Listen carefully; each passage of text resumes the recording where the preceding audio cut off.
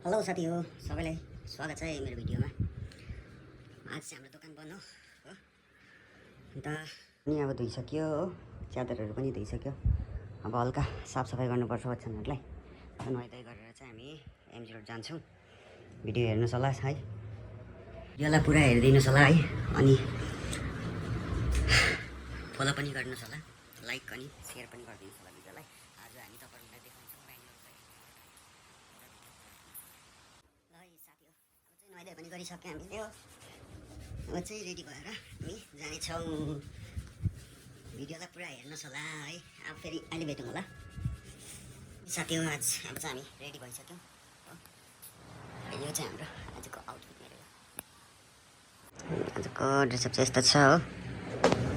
जुत्ता नयाँ हो, प्यान्ट चाहिँ सेतो तर पानी पऱ्यो भने चाहिँ खत्तम हुन्छ आज।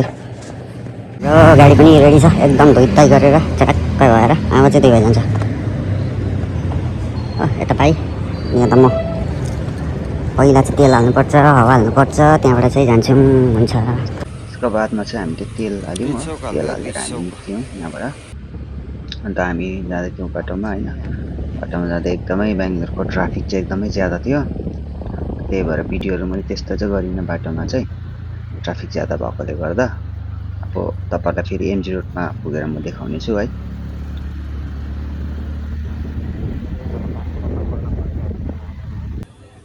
यहाँनिर चाहिँ है 500मा 3टा टी सर्ट, अन्त त्यो पाउँदैखेर चाहिँ भाइले किन्छु भनेर भाइको लागि हेरिदिएँ मैले। अन्त 2टा टी सर्ट किन हामीले यहाँ। यहाँबाट गयौँ हामी फेरि। त्यसको बादमा चाहिँ हामी फेरि एकछिन आफै घुम्नु पऱ्यो भनेर यसो हल्का है घुम्नुको लागि निक्ल्यौँ हामी दुई भाइ। यत्तिकै घुम्दै घुम्दै घुम्दै घुम्दै घुम्दै अन्त हामी चाहिँ यो चाहिँ तपाईँको यो वान प्लसको स्टोर हो, ब्रिगेड रोडमा हो। यहाँ चाहिँ तपाईँहरूले एकदम के भन्नु, अब सस्तो सामान पनि पाउँछ, महँगो सामान पनि पाउँछ, सबै पाउँछ है। यो बेङ्गलोरको यो तपाईँको एकदम भिड हुने एरिया हो। भिडियोलाई हेर्नुहोस् होला है, अनि लाइक पनि गर्नुहोस् होला। के कस्तो लाग्छ कमेन्ट पनि गर्नुहोस् होला होइन। कोलाई थाहा छ बेङ्गलोरको यो ब्रिगेड रोड चाहिँ कमेन्ट गर्नुहोस् होला है। हुन्छ, अब फेरि भेटौँला अर्को भिडियोमा हामी।